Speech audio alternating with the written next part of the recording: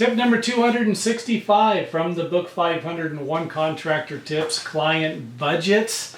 Very important, especially on big projects. If you're going to go replace someone's toilet, you don't need a big budget here. This isn't a big deal. You're going to remodel a bathroom, you might need a budget.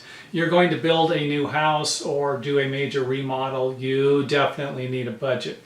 I did a lot of remodels, and it was like you would suggest that there was a budget.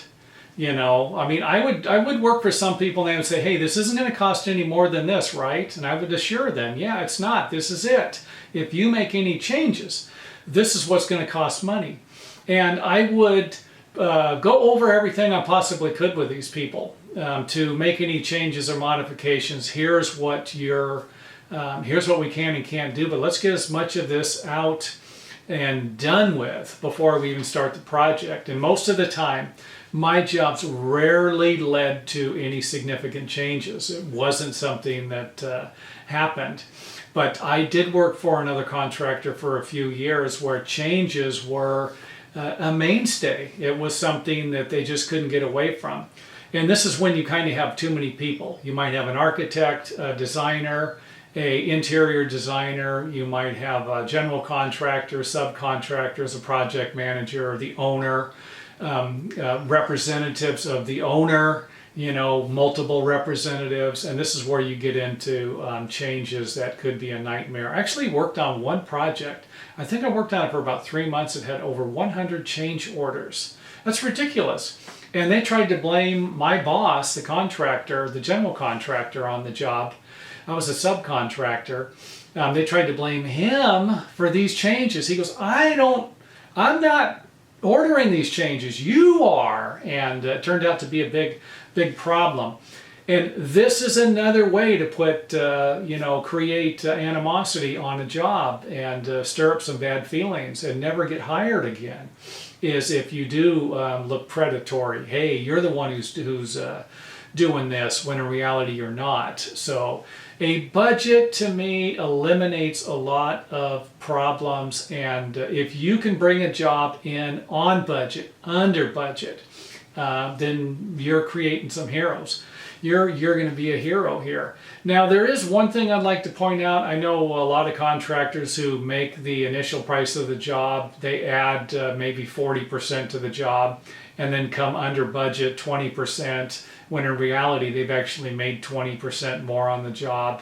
And then they make themselves out to be heroes. But if the people can't afford that, you've created a problem with a client that might not ever hire you again or recommend you again. So budgets, figure it out, take the time, find out what they're willing to spend.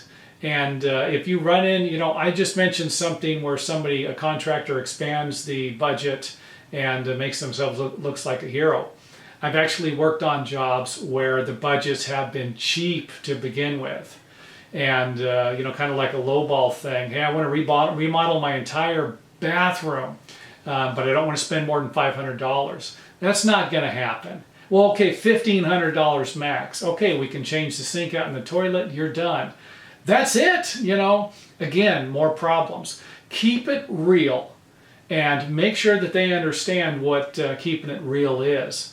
Now, my last story I'm going to throw out there, this one was brutal. We did a whole house remodel. I want to say the original budget was $275,000. We could have kept in that, no problem. I think when they were done, it was around $475,000, if I remember right. That's nuts. There's just no need for something like that. So, there is, if you got money and you're willing to spend it, knock yourself out. Most of the people that you're going to work for are not going to have the money. And when you start creeping up into their budget and they're looking for ways to refinance, they're using their credit cards, you as the contractor need to stop it. You're the one that needs to point it out. Hey, I don't want you going in debt. I don't want you to be, we finish your remodel and you got to sell the house because you can't afford to live here. That's just not good business ethics. And if you're an unscrupulous person and you're like, hey, I don't care, if they want the changes, I'm gonna help them out, you're not doing them any favors. You're doing yourself favors. But in the long run. Who wants to see somebody build something nice or remodel something nice and then lose it? It's just not something that I would be interested as a contractor. And keep in mind, the whole reason why I wrote this book was to keep people, was to kind of give contractors another way to make money and have a good life without having them viewed in the same category as used car salespeople. You know, hey, you're a thief and a crook, and it's just not the image you want to have. And this is my 30th year as a contractor. I got my license in 1986. It's now 2016. And I've really had a lot of problems from telling somebody, you know, I'm a contractor. I actually got to the point where I quit saying I was a contractor and said I was a construction worker because of the way these people would look at me. It was like, you know, and I understand, you know, it's all, you know, you're the person who's in control. You have the power to make somebody, to avoid making somebody or letting someone hurt your feelings. But it's been brutal. And if we could somehow change that through the power of this book and some of these videos, then I've done my job, and I can go to my grave a little happier.